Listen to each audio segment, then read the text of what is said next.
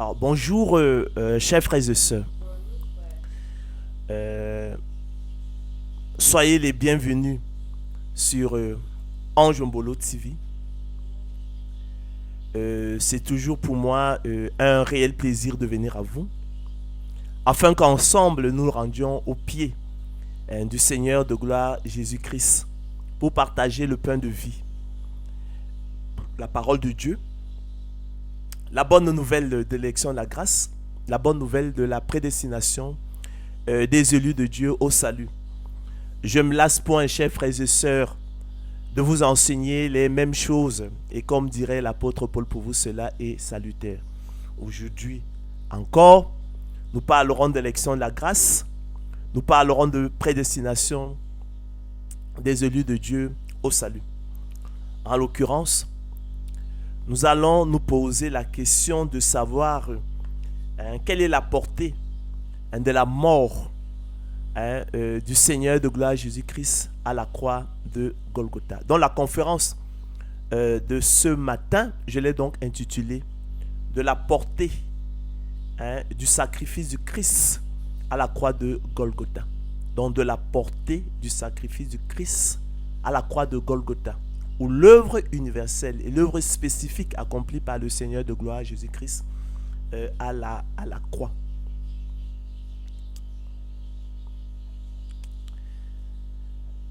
Chers frères et sœurs, téléspectateurs de Ange Mbolo TV, face à l'impuissance et inutilité de la loi à conduire au salut, le rouleau d'Ésaïe 52, 13 à 53, 12, rédigé au 8e siècle avant Jésus-Christ par le prophète Ésaïe, annonce 800 ans à l'avance l'œuvre accomplie par le Seigneur Jésus-Christ à la croix de Golgotha, selon qu'il est écrit. Voici, mon serviteur prospérera, il montera, il s'élèvera bien haut. De même qu'il a été pour plusieurs un sujet d'effroi, tant son visage était défiguré, tant son aspect différait de celui des fils de l'homme. De même, il sera pour beaucoup de peuples un sujet de joie. Devant lui, des rois fermeront la bouche, car ils verront ce qui leur avait point été raconté. Ils apprendront ce qu'ils n'avaient point entendu. Qui a cru à ce qui nous était annoncé? Qui a reconnu le bras de l'Éternel? Il s'est élevé devant lui comme une faible plante, comme un rejeton qui sort d'une terre desséchée. Il n'avait ni beauté ni éclat pour attirer nos regards, et son aspect n'avait rien pour nous plaire. Méprisé et abandonné des hommes, homme de douleur et habitué à la souffrance, semblable à celui dont on détourne le visage. Nous l'avons dédaigné, nous n'avons fait de lui aucun cas. Cependant, ce sont nos souffrances qu'il a portées. C'est de nos douleurs qu'il s'est chargé. Et nous l'avons considéré comme puni, frappé de Dieu et humilié. Mais il était blessé pour nos péchés, brisé pour nos iniquités. Le châtiment qui nous donne la paix est tombé sur lui, et c'est par ses meurtrissures que nous sommes guéris. Nous étions tous errants comme des brebis. Chacun suivait sa propre voie. Et l'Éternel a fait retomber sur lui l'iniquité de nous tous. Il a été maltraité et opprimé. Et il n'a point ouvert la bouche. Semblable à un agneau comme à la boucherie, à une brebis muette devant ceux qui l'attendent. Il n'a point ouvert la bouche. Il a été enlevé par l'angoisse et le châtiment. Et parmi ceux de sa génération, qui a cru qu'il était retranché de la terre des vivants et frappé pour les péchés de mon peuple. On a mis son sépulcre parmi les méchants, son tombeau avec le riche, quoiqu'il n'eût point eu de fraude dans sa bouche. Il a plu à l'Éternel de le briser par la souffrance. Après avoir livré sa vie en sacrifice pour le péché, il verra une postérité et prolongera ses jours. Et l'œuvre de l'Éternel prospérera entre ses mains. À cause du travail de son âme, il rassasiera ses regards. Par sa connaissance, mon serviteur juste justifiera beaucoup d'hommes et il se chargera de leurs iniquités. C'est pourquoi je lui donnerai sa part avec les grands. Il partagera le butin avec les puissants, parce qu'il s'est livré lui-même à la mort et qu'il a été mis au nombre des pécheurs, parce qu'il a porté les péchés de beaucoup d'hommes et qu'il a intercédé pour les coupables. Chers frères et sœurs, téléspectateurs de Anjombolo TV, en dépit de la clarté du texte biblique, une grande confusion, mais alors une grande confusion est néanmoins entretenue au sein de l'Église sur la nature réelle de l'œuvre accomplie par le Christ à la croix et partant sur la portée de son sacrifice. C'est ainsi que pour les uns, notamment les apôtres, l'évangile de la gloire de l'homme, le Seigneur Jésus-Christ serait mort pour tous, selon qu'il est écrit. Dieu a tant aimé le monde qu'il a donné son Fils unique, afin que quiconque croit en lui ne périsse point, mais qu'il ait la vie éternelle. Jean 3, 16. Et nous avons vu et nous attestons que le Père a envoyé le Fils comme sauveur du monde. Écrira l'apôtre Jean dans sa première épître. Jésus-Christ le juste est lui-même une victime expiatoire pour nos péchés, poursuivra-t-il, non seulement pour les nôtres, mais aussi pour ceux du monde entier. En effet, écrit l'apôtre Paul à Timothée, Jésus-Christ s'est donné lui-même en rançon pour tous. C'est là le témoignage rendu en son propre temps et pour lequel, écrit l'apôtre Paul à Timothée, j'ai été établi prédicateur et apôtre. Je dis la vérité, je ne mens pas, chargé d'instruire les païens dans la foi et la vérité. Mais celui qui a été abaissé pour un peu de temps au-dessous des anges, Jésus, nous le voyons couronné de gloire et d'honneur à cause de la mort qu'il a soufferte, afin que par la grâce de Dieu, il souffrit la mort pour tous. Souligne l'auteur de l'épître aux Hébreux. Pour les autres, par contre, le Seigneur de gloire Jésus-Christ ne serait mort que pour les élus de Dieu, selon qu'il est écrit. Christ s'est offert pour porter les péchés de plusieurs. Il souligne plusieurs, par opposition à tous, tous les hommes sans exception. C'est ainsi que le Fils de l'homme est venu, écrit Matthieu dans son évangile, non pour être servi, mais pour servir et donner sa vie en rançon pour plusieurs. Plusieurs encore par opposition à tous, tous les hommes sans exception. En effet, poursuit Marc, il prit une coupe et après d'avoir rendu grâce, il la leur donna et ils en burent tous. Et il leur dit, ceci est mon sang, le sang de l'alliance qui est répandu pour plusieurs. Plusieurs qu'on oppose encore ici à tous. Il convenait en effet, écrit l'auteur de l'épître aux Hébreux, que celui pour qui et par qui sont toutes choses et qui voulait conduire à la gloire beaucoup de fils, pas tous les hommes, éleva à la perfection par les souffrances le prince de leur salut. Car celui qui sanctifie et ceux qui sont sanctifiés sont tous issus d'un seul. C'est pourquoi il n'a pas honte de les appeler frères. Lorsqu'il dit, j'annoncerai ton nom à mes frères. Je te célébrerai au milieu de l'assemblée et encore, je me confierai en toi. Et encore, me voici, moi et les enfants que tu m'as donnés. C'est lui que Dieu a destiné, écrit l'apôtre Paul dans son épître aux Romains, par son sang à être pour ceux qui croiraient victime propitiatoire.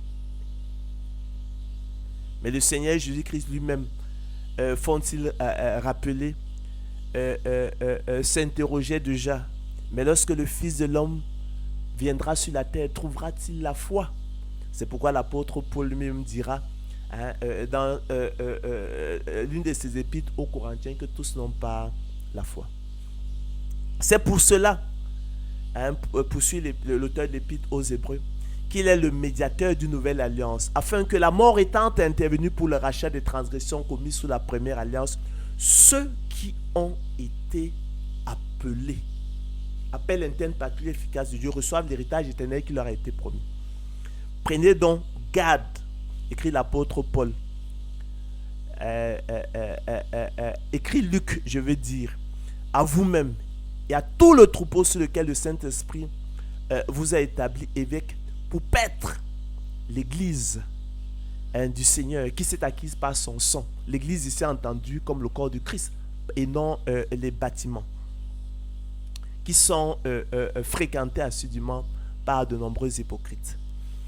Il chantait un cantique nouveau en disant: tu es digne de prendre le livre et d'en ouvrir les sceaux, car tu as été immolé et tu as racheté pour Dieu par ton sang des hommes, pas tous les hommes, mais des hommes,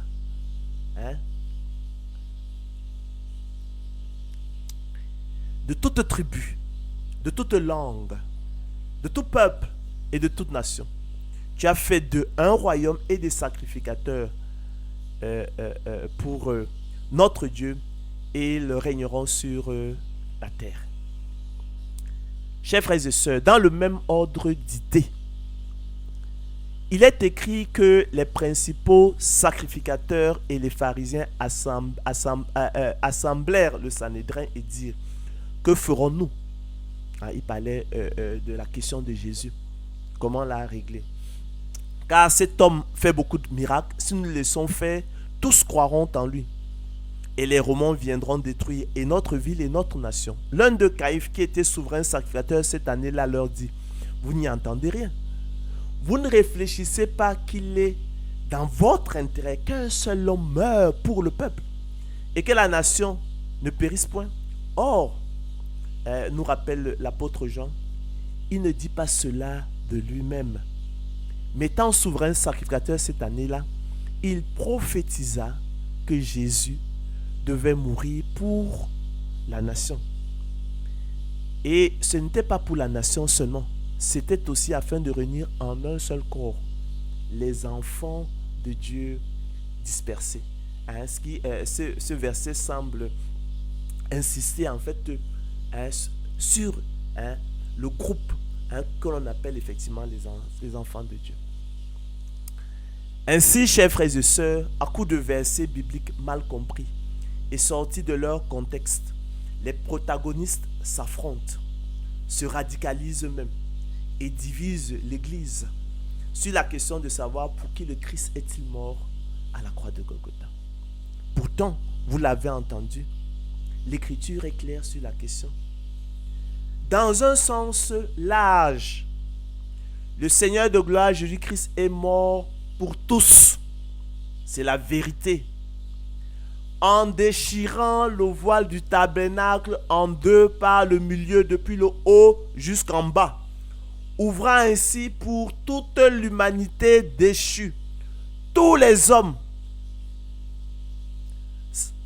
sans exception, une libre entrée dans le sanctuaire, devant le grand souverain sacrificateur selon l'ordre de Melchisédek, lui qui peut sauver parfaitement ceux qui s'approchent de Dieu par lui, étant toujours vivant pour intercéder en leur faveur, et qui, après avoir été élevé à la perfection, est devenu pour tous ceux qui l'obéissent l'auteur d'un salut éternel.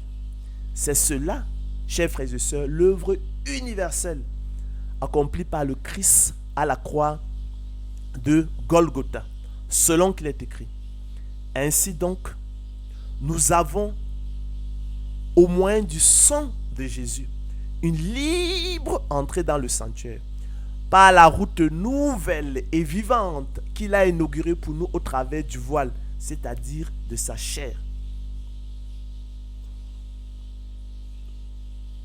Et c'est fort à propos que dans son entretien avec Nicodème, le Seigneur Jésus-Christ pouvait écrire, rappeler que Dieu a tant aimé le monde, c'est-à-dire tous les hommes, sans exception, qu'il a donné son Fils unique. Le Seigneur Jésus-Christ mort à la croix de Golgotha. Pourquoi? Afin que quiconque croit en lui ne périsse point, mais qu'il ait la vie éternelle. D'accord? Donc le Seigneur Jésus-Christ sans conteste est effectivement mort pour tous les hommes.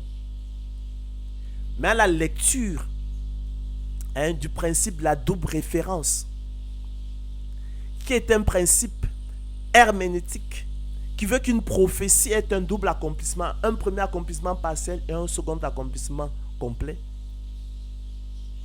nous dirons qu'il s'agit ici de l'œuvre universelle accomplie par le Seigneur de gloire Jésus-Christ à la croix de Golgotha.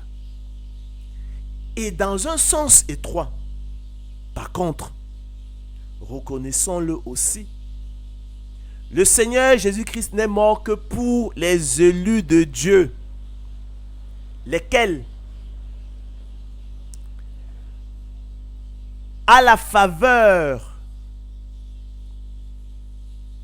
du don de l'Esprit, du don de la foi à salut, qui est leur privilège, entreront effectivement dans le sanctuaire en obéissance au grand souverain sacrificateur selon l'ordre de Melchisédek, afin de trouver du repos pour leur âme et obtenir le salut et la vie éternelle, et sont donc, chers frères et sœurs, les heureux bénéficiaires de l'œuvre accomplie par le Christ à la croix de Golgotha à travers sa mort substitutive et expiatoire. C'est cela, l'œuvre spécifique accomplie par le Christ à la croix de Golgotha, selon qu'il est écrit. C'est lui que Dieu a destiné par son sang à être, pour ceux qui croiraient, victime propitiatoire. Pour ceux qui croiraient. Pour ceux qui croiraient. Donc, certes, à la croix de Golgotha, le Seigneur Jésus-Christ a déchiré le voile du temple en deux, depuis le haut jusqu'en bas, par le milieu. Il a inauguré une route nouvelle. Il nous a donné une libre entrée dans le Saint des Saints, dans le lieu très saint. Il nous invite à venir à lui, à nous approcher du sanctuaire. Ce sanctuaire qui était fermé tant que le voile du temple subsistait. Il faut donc venir à lui, afin qu'il nous donne la vie éternelle. Pour venir à lui, ça suppose qu'on croit en lui. D'accord? Mais ça, dans sa mort spirituelle, l'homme animal n'en est pas capable. Lui qui va donc rejeter l'invitation du Seigneur Christ, lui qui va rejeter l'appel de Dieu, lui qui va rejeter la grâce du Seigneur Jésus-Christ. Mais l'homme animal ne reçoit pas les choses de l'Esprit de Dieu, car elles sont une folie pour lui. Et il ne peut les connaître, il ne peut les aimer, parce que c'est spirituellement qu'on en juge. Ainsi, chers frères et sœurs, l'idée d'une résurrection spirituelle du monde entier qui aurait eu lieu à la croix de Golgotha est étrangère aux Écritures. En effet, dans leur égarement, les apôtres de l'évangile de la gloire de l'homme enseignent à tort qu'à la croix, le Seigneur de gloire Jésus-Christ aura accompli une résurrection spirituelle du monde entier. Or, il n'en est rien. Cela est démenti par la mort spirituelle actuelle d'Israël qui nous est prouvée, qui nous est attestée effectivement par leur rébellion à l'égard de Dieu. C'est pourquoi le prophète Zacharie pouvait écrire: en ce jour-là, je m'efforcerai de détruire toutes les nations qui viendront contre Jérusalem. Hein? Alors, je répandrai sur la maison de David et sur les habitants de Jérusalem un esprit de grâce et de supplication. Et ils tourneront les regards vers moi, celui qu'ils ont percé. Ils pleureront sur lui comme on pleure sur un fils unique. Ils pleureront amèrement sur lui comme on pleure sur un premier-né. Et jamais avant. Et l'écriture est formelle sur la question. Chers frères et sœurs, pour comprendre ce qui vient d'être dit et supprimer toute tension et confusion dans les esprits, dans l'écriture, qui ne saurait se contredire, il faudrait affiner l'analyse et plutôt se poser la question de savoir qu'est-ce qui s'est exactement passé à la croix de Golgotha, pour en tirer, chers frères et sœurs, le sens, la signification et la portée de la mort du Christ à la croix de Golgotha selon qu'il est écrit. Et là, nous allons donc revenir sur les évangiles. Que ce soit les évangiles synoptiques notamment. Donc, Jésus poussa de nouveau un grand cri et rendit l'esprit. Et voici, le voile du temple se déchira en deux par le milieu depuis le haut jusqu'en bas. Le Saint-Esprit montrait par là que le chemin du lieu très saint n'était pas encore ouvert tant que le premier tabernacle subsistait. En effet, la première alliance avait aussi des ordonnances relatives au culte et le sanctuaire terrestre. Un tabernacle fut en effet construit. Dans la partie antérieure, appelée le lieu saint, était le chandelier, la table et les pains de proposition. Derrière le second voile se trouvait la partie du tabernacle appelée le Saint des Saints, enfermant l'autel d'or pour les parfums et l'arche d'alliance entièrement recouverte d'or. Il y avait dans l'arche un vase d'or contenant la manne, la verge d'Aaron qui avait fleuri et les tables de l'alliance. Au-dessus de l'arche étaient les chérubins de la gloire couvrant de leur ombre le propitiatoire. Ce n'est pas le moment, chers frères et sœurs, de parler en détail là-dessus. Or, ces choses étant ainsi disposées, sachez que les sacrificateurs qui font le service entrent de tout temps dans la première partie du tabernacle. Et dans la seconde, le souverain sacrificateur seul entre une fois par an, non sans y porter du sang qu'il offre pour lui-même et pour les péchés du peuple. Le Saint-Esprit montrait par là, nous l'avons dit, que le chemin du lieu très saint n'était pas encore ouvert tant que, effectivement, le premier tabernacle subsistait. Ainsi donc, chers frères et sœurs, puisque nous avons au moyen du sang de Jésus une libre entrée dans le sanctuaire par la route nouvelle et vivante qu'il a inaugurée pour nous au travers du voile, c'est-à-dire de sa chair, et puisque nous avons un souverain sacrificateur établi dans la maison de Dieu, approchons-nous avec un cœur sincère. Il faut être sincère dans la plénitude de la foi, car sans la foi, il est impossible de lui être agréable. Les cœurs purifiés d'une bonne conscience, croyez qu'il vous a accordé le pardon. Et le corps lavé d'une eau pure, menez une vie de sainteté. Approchons-nous donc avec assurance du trône de grâce, écrit l'auteur de l'Épître aux Hébreux, afin d'obtenir miséricorde et de trouver grâce pour être secouru dans nos besoins. C'est de ça qu'il s'agit. Approchons-nous du trône de grâce avec assurance, afin d'obtenir miséricorde et de trouver grâce pour être secouru dans nos besoins. Craignons donc, tandis que la promesse d'entrer dans son repos subsiste encore, qu'aucun de vous ne paraisse être venu trop tard.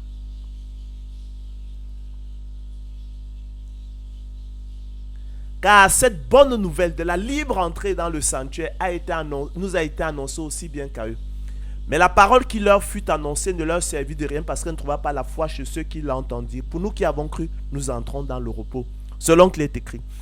Je jurai dans ma colère, ils n'entreront pas dans mon repos. Il dit cela, quoique ses œuvres eussent été achevées depuis la création du monde. Car il a parlé quelque part ainsi du septième jour. Et Dieu se reposa de toutes ses œuvres le septième jour. Et il cite encore, ils n'entreront pas dans mon repos. Or, puisqu'il est encore réservé à quelques-uns d'y entrer, et que ceux à qui d'abord la promesse a été faite n'y sont pas entrés, à cause de leur désobéissance, Dieu fixe de nouveau un jour, aujourd'hui, en disant à David, si longtemps après, comme il est dit plus haut, aujourd'hui, si vous entendez sa voix, n'endurcissez pas vos cœurs. Car si Josué leur eût donné le repos, il ne parlerait pas après cela d'un autre jour. Il y a donc, chers frères et sœurs, un repos de sabbat réservé au peuple de Dieu. Car celui qui entre dans le repos de Dieu se repose de ses œuvres comme Dieu s'est reposé des siennes. Efforçons-nous donc d'entrer dans ce repos, afin que personne ne tombe en donnant le même exemple de désobéissance. Ne perdez pas de vue ce qui est arrivé à Ésaü. Après d'avoir vendu son droit d'aînesse pour un plat de lentilles, il sollicita la bénédiction, il se repentit avec chaud de larmes, mais cela n'eut aucun effet. Cette espérance, chers frères et sœurs, nous la possédons comme une encre de l'âme sûre et solide. Elle pénètre au-delà du voile, là où Jésus est entré pour nous comme précurseur, ayant été fait souverain sacrificateur pour toujours selon l'ordre de Melchisédek. C'est aussi pour cela qu'il peut sauver parfaitement ceux qui s'approchent de Dieu par lui, étant toujours vivant pour intercéder en leur faveur. C'est lui qui, dans les jours de sa chair, ayant présenté avec de grands cris et avec larmes des prières et des supplications à celui qui pouvait le sauver de la mort, ayant été exaucé à cause de sa piété, et a appris, bien qu'il fût fils, l'obéissance par les choses qu'il a souffertes, et qui, après avoir été élevé à la perfection, est devenu pour tous ceux qui lui obéissent. D'accord? L'auteur d'un salut éternel. C'est ce dont il est question. Il est devenu pour tous ceux qui lui obéissent l'auteur d'un salut éternel. Dieu l'ayant déclaré souverain sacrificateur pour toujours selon l'ordre de Melchisédek. Nous avons beaucoup à dire là-dessus et des choses difficiles à expliquer. C'est ce que nous ferons si Dieu le permet, parce que vous êtes devenus lents à comprendre. Poursuit l'auteur de l'épître aux Hébreux. Vous en effet qui depuis longtemps devez être des maîtres, vous avez encore besoin qu'on vous enseigne les premiers rudiments des oracles de Dieu. Vous en êtes venus à avoir besoin de lait et non d'une nourriture solide. Or, quiconque en est au lait n'a pas l'expérience de la parole de justice, car il est un enfant. Mais la nourriture solide est pour les hommes faits, pour ceux dont le jugement est exercé par l'usage à discerner ce qui est bien et ce qui est mal. Ainsi, chers frères et sœurs, nous dirons donc que, et j'espère que vous l'avez compris, téléspectateurs de Anjombolo TV, à la croix de Golgotha, le Seigneur de gloire Jésus-Christ, lui l'agneau de Dieu qui ôte le péché du monde, a déchiré le voile du tabernacle, d'accord, ouvrant ainsi pour l'humanité déchue, pour le monde, pour tous les hommes, sans exception, une libre entrée dans le sanctuaire. Devant le grand souverain sacrificateur, le trône de grâce, le Fils de Dieu, dont le chemin n'était pas encore ouvert tant que le voile du temple subsistait. C'est dit qu'à la croix de Golgotha, le Seigneur de gloire Jésus-Christ, l'agneau de Dieu qui ôte le péché du monde, par sa mort pour tous les hommes sans exception, a ouvert une libre entrée dans le sanctuaire. Devant le grand souverain sacrificateur, le trône de grâce, de qui toute l'humanité déchue, tous les hommes sont invités à se rapprocher par la route nouvelle et vivante que le Fils de Dieu a inaugurée pour nous au travers du voile, de façon à obtenir miséricorde et vie éternelle et trouver du repos pour leurs âmes. C'est cela, nous l'avons dit, l'œuvre universelle accomplie par le Christ à la croix de Golgotha. C'est en ce sens qu'on pourrait dire à raison que le Seigneur de gloire Jésus-Christ est mort pour tous, en déchirant le voile du tabernacle, ouvrant ainsi pour l'humanité déchue, tous les hommes, je l'ai dit sans exception, une libre entrée dans le sanctuaire devant le grand souverain sacrificateur. D'accord? Dont le chemin, nous l'avons dit, n'était pas encore ouvert tant que le voile du temple subsistait selon qu'il est écrit. Ainsi donc, nous avons au moins du sang de Jésus, voyez-vous, l'œuvre qu'il accomplit à la croix de Golgotha, une libre entrée dans le sanctuaire par la route nouvelle et vivante qu'il a inaugurée pour nous au travers du voile, c'est-à-dire de sa chair. Hébreux 10, 19, 22. Toutefois, d'accord, dans sa mort spirituelle et sa désobéissance, l'homme animal refuse d'entrer dans le sanctuaire, d'accord, devant le grand souverain sacrificateur. Par la route nouvelle et vivante que le Christ a inaugurée pour lui au travers du voile, de façon à obtenir miséricorde et vie éternelle, et trouver du repos pour son âme. Voyez-vous? Et c'est là l'enseignement pratique notamment de la parabole des conviés. D'accord? Ils sont invités et puis à la dernière minute, tous unanimement s'excusent, sans exception. Ils s'excusent, ils rejettent la grâce de Dieu. De sorte que finalement, l'œuvre universelle accomplie par le Christ à la croix de Golgotha, lui qui a déchiré le voile du tabernacle en deux, par le milieu depuis le haut jusqu'en bas, d'accord, ouvrant ainsi pour l'humanité de une libre entrée dans le sanctuaire, ne sert de rien au monde. Selon qu'il est écrit, cette bonne nouvelle de la libre entrée dans le sanctuaire nous a été annoncée aussi bien qu'à eux. Mais la parole qui leur fut annoncée ne leur servit de rien, parce qu'elle ne trouva pas de la foi chez ceux qui l'entendirent. D'accord? Comme les conviés de la parabole des conviés, ils ont dit, ah, ça ne nous intéresse pas. Mais pour nous qui avons cru, élus de Dieu, nous entrons dans le repos. Selon qu'il dit, j'ai juré dans ma colère, ils n'entreront pas dans mon repos. Le maître de la maison dira, car je vous le dis, aucun de ceux qui avaient été invités ne goûtera de mon souper.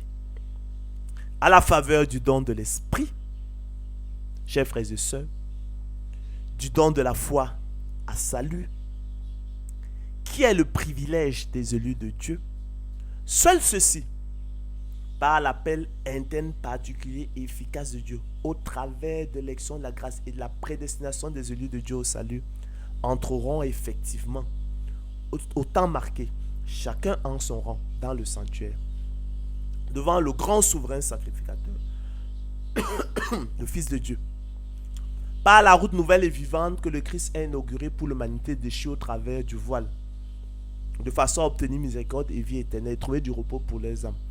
C'est cela que nous appelons, chers frères et sœurs, l'œuvre spécifique accomplie par le Christ à la croix de Golgotha. C'est en ce sens qu'on peut dire avec autorité que le Seigneur de gloire Jésus-Christ n'est mort de façon substitutive et expiatoire que pour les seuls élus de Dieu qui en sont les heureux bénéficiaires selon qu'il est écrit. C'est ainsi, écrit Matthieu, que le Fils de l'homme est venu, non pour être servi, mais pour servir et donner sa vie en rançon pour tous, pour plusieurs, écrit-il, les élus de Dieu. Les élus de Dieu sont Père et non pour tous. Voilà ainsi réconcilier la parole de Dieu avec elle-même. Elle qui ne saurait se contredire. Il ne faut pas s'accrocher sur certains versets qui sont écrits dans la parole de Dieu et rejeter les autres versets. Il faut prendre la parole de Dieu dans son intégralité. Il faut l'accepter. Même si il vous semble qu'il y a des tensions. Reconnaissez peut-être qu'on ne connaît pas et on pose des questions. Et on vous apportera toujours des réponses. Donc on ne peut pas retenir une partie de la parole et rejeter l'autre partie. Ça veut dire qu'on rejette la parole de Dieu. Donc il faut prendre la parole de Dieu entièrement. D'accord? Et puis l'interpréter à l'aide des clés d'interprétation qu'on vous a souvent données. Il y a toute une conférence qui est consacrée à l'herméneutique et on vous a présenté le principe de la double référence, la place centrale qu'elle avait dans l'interprétation de l'écriture. Hein, ces nombreuses applications dans la venue du Christ, hein, hein, qui se fait en deux temps, la première venue, la seconde venue, hein, pour ne citer que cela. Hein, la résurrection du Christ, la première, la seconde résurrection, la résurrection du Christ le troisième jour, première, seconde résurrection, le sens du mot Israël, hein, l'Israël national, l'Israël de Dieu, etc. Donc, il faut prendre la parole de Dieu, il ne faut rien rejeter. Il faut seulement savoir comment les pièces du puzzle s'imbriquent, comment on les agence. C'est ce dont il est question. Il va sans dire, chers frères et sœurs, que le voile du temple déchiré à la croix de Golgotha n'est qu'une image et ombre des choses célestes, car Christ n'est pas entré dans un sanctuaire fait de main d'homme, en imitation du véritable, mais il est entré dans le ciel même, afin de comparaître maintenant pour nous devant la face de Dieu.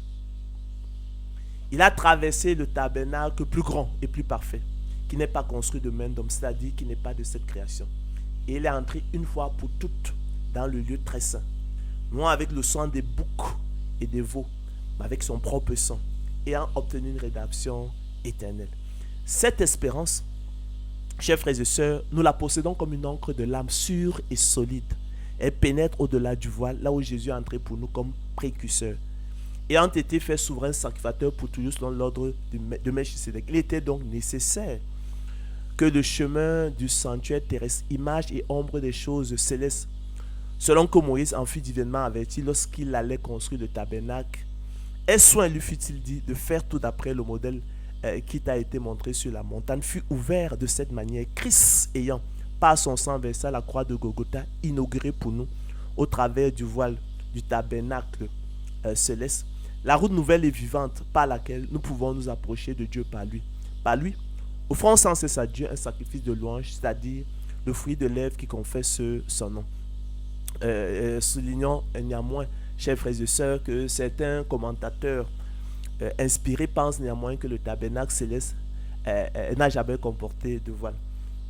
Cela, de toute façon, ne change rien au symbolisme du déchirement du voile du tabernacle terrestre et ne fait à la réalité que le conforter. Nous sommes donc, chers frères et sœurs, parvenus au thème de notre conférence et à la question donc de savoir quelle est la portée de la mort du Christ à la croix de Golgotha. Nous dirons qu'il faut répondre à la question à la lumière du principe de la double référence. Je l'ai souvent dit, le principe de la double référence est un principe herméneutique qui veut qu'une prophétie ait un double accomplissement. Un premier accomplissement partiel et puis un second accomplissement complet. C'est un principe qui a de nombreuses applications dans la parole de Dieu. Et pour ne l'avoir pas compris, pour ne l'avoir pas intégré, les Juifs aujourd'hui encore ne sont pas rejettent en fait le Seigneur Jésus-Christ. Parce qu'il leur a été dit effectivement que dans la loi que le Christ demeure éternellement. Ils n'ont pas compris que la venue du Seigneur se fera en deux temps. Il vient une première fois, il finit à la croix. Et puis il revient donc en gloire pour établir le royaume d'Israël. Ça, ils ne l'ont jamais compris. Donc la venue du Christ, à la lumière du principe là, on comprend qu'il y a une double venue.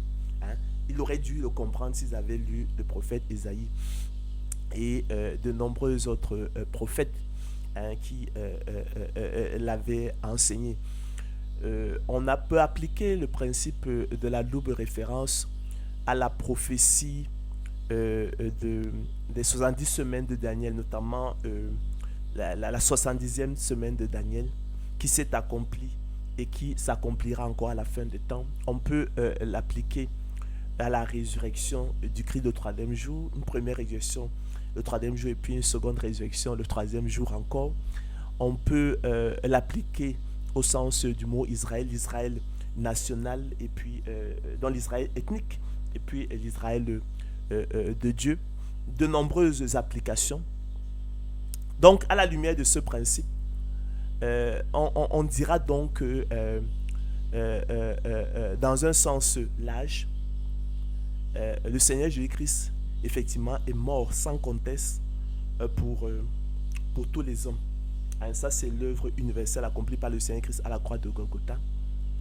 Et c'est pourquoi aussi le Seigneur Christ pouvait rappeler dans son entretien avec Nicodème, dans le chapitre 3 de l'évangile selon Jean, que Dieu a tant aimé le monde, c'est-à-dire tous les hommes, sans exception, qu'il a donné son Fils unique, donc il a sacrifié le Seigneur Christ à la croix de Golgotha. Donc le Seigneur Christ a été sacrifié pour le monde, pour tous les hommes, afin que, alors maintenant il faut retenir la seconde partie, quiconque croit en lui ne périsse point, mais qu'il ait la vie éternelle. D'accord? C'est pourquoi on dira aussi que après avoir été élevé à la perfection, le Seigneur Christ est devenu pour tous ceux qui lui obéissent l'auteur d'un salut éternel. Il faut lui obéir. Surtout il faut entrer, il faut s'approcher de lui. Lui qui est au travail, lui qui fait son sacerdoce, il est occupé au sacerdoce céleste. Il est grand souverain sacrificateur selon l'ordre de Melchizedek. Il est dans le sanctuaire, dans le saint des saints, le sanctuaire céleste. Alors ça, c'est l'œuvre universelle accomplie par le Seigneur Christ à la croix de Golgotha. Mais il y a un problème ici, c'est que l'homme animal ne reçoit pas les choses de l'Esprit de Dieu. Car l'homme animal n'accepte pas les choses de l'Esprit de Dieu. L'homme animal rejette les choses de l'Esprit de Dieu. L'homme animal refuse les choses de l'Esprit de Dieu car elles sont une folie pour lui. Et il ne peut les connaître, il ne peut les aimer parce que c'est spirituellement qu'on en juge lui qui est spirituellement mort. Donc lui, il rejette donc cette bonne nouvelle qui lui est annoncée, qui nous a été annoncée, cette bonne nouvelle de la libre entrée dans le sanctuaire. Il détourne ses pas, il ne veut pas entendre parler du Seigneur Jésus-Christ. En conséquence, il ne s'approche pas du Seigneur Christ qui, par contre, en conséquence, ne peut donc pas lui donner la vie éternelle, ne peut pas le laver de son sang, ne peut pas le revêtir de l'habit des noces. D'accord? Il sera chassé comme celui-là qui était entré dans la maison non revêtu des noces, du vêtement blanc, qui symbolise la justice imputée du Seigneur Jésus-Christ. D'accord? C'est de ça qu'il est question. Par contre, à côté donc de ça, parallèlement à cela, donc, dans un sens étroit, le Seigneur Jésus-Christ est mort, n'est mort que pour les élus de Dieu. Il est mort pour eux de façon substitutive et expiatoire. Il y a véritablement eu une substitution pour eux. Parce que dans le cadre de la nouvelle alliance de l'élection, la grâce de la prédestination des élus de Dieu au salut, l'apôtre Paul nous rappelle fort bien dans Romains 8, 28 que nous savons du reste que toute chose concourt au bien de ceux qui aiment Dieu, de ceux qui sont appelés selon son dessein. Appel interne particulier et efficace de Dieu, car ceux qu'il a connus d'avance, ceux qu'il a aimés d'avance, ceux qu'il a choisis d'avance, ceux qu'il a élus d'avance, qu'a-t-il aussi fait pour eux? Il les a aussi prédestinés à être semblables à l'image de son Fils, afin que son Fils fût le premier-né entre plusieurs frères. Et ceux qu'il a prédestinés, qu'a-t-il aussi fait pour eux? Il les a aussi appelés. Appel interne particulier et efficace de Dieu. Et ceux qu'il a appelés, qu'a-t-il encore fait pour eux? Il les a aussi justifiés, c'est-à-dire déclarés justes. Et ceux qu'il a justifiés, il les a aussi glorifiés. Donc, c'est ça la chaîne d'or, l'élection, la grâce. C'est le même groupe de personnes qu'il a connu d'avance, prédestinés, appelés, justifiés, à savoir les élus de Dieu, et eux seuls. Donc, dans le cadre de l'appel interne particulier efficace de Dieu, autant marqué, il leur fait le don de l'Esprit. Le Saint-Esprit qui, à son tour, fait un certain nombre de dons à ceux en qui il habite, notamment le don de la foi. Et à cause du don de la foi, donc, ils peuvent avoir la foi en Jésus-Christ. Ils peuvent, là où les autres endurcissent leur cœur, eux, ils vont accueillir la parole qui leur est annoncée de la libre entrée dans le sanctuaire avec joie, empressement. Et comme l'homme de la parabole de la perle rare, il va tout abandonner et va foncer droit dans le sanctuaire. Il a trouvé un grand trésor. Lui, il croira. Et c'est ça la différence. Et le don de la foi, selon le bon plaisir de la volonté de Dieu, est le privilège des seuls élus de Dieu. Selon qu'il a été fait la grâce par rapport à Christ de croire en lui. Vous avez été fait le privilège par rapport à Christ de croire en lui. Donc seuls les élus de Dieu, à la faveur du don de l'esprit, du don de la foi, qui est le déclencheur, du salut, son moteur efficace, eux, ils viendront dans le sanctuaire. D'accord?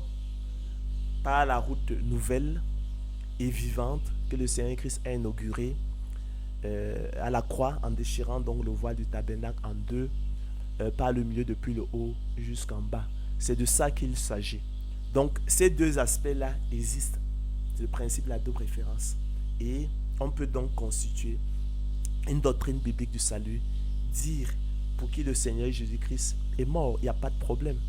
D'accord? Vous comprenez? Il y a une œuvre universelle qui a été accomplie. Il est mort pour tous, sans se lâche. Il y a une œuvre spécifique qu'il a aussi accomplie. Il est mort de façon subtile et expiatoire pour les élus de Dieu. Ça, c'est un sens étroit. Et ça, c'est formidable. C'est ce qu'on appelle le principe de la double référence. Allez, bonne journée. Que personne ne vous trouble avec ces questions, ces choses qui sont simples. La parole de Dieu répond à toutes ces choses-là. Ne commettez jamais l'erreur, parce que vous ne comprenez pas des choses, de les rejeter. Il n'est pas question, lorsqu'on dit on croit aux Écritures, qu'on croit que la Bible c'est la parole de Dieu, qu'on retienne certains versets, on rejette les autres et puis on se met à manipuler. Non, toute la parole de Dieu doit être acceptée. Après, il faut se donner l'effort de les agencer. C'est des pièces d'un puzzle. C'est des pièces d'un puzzle. Il faut les agencer pour faire des synthèses et avoir une vision holistique de la parole de Dieu.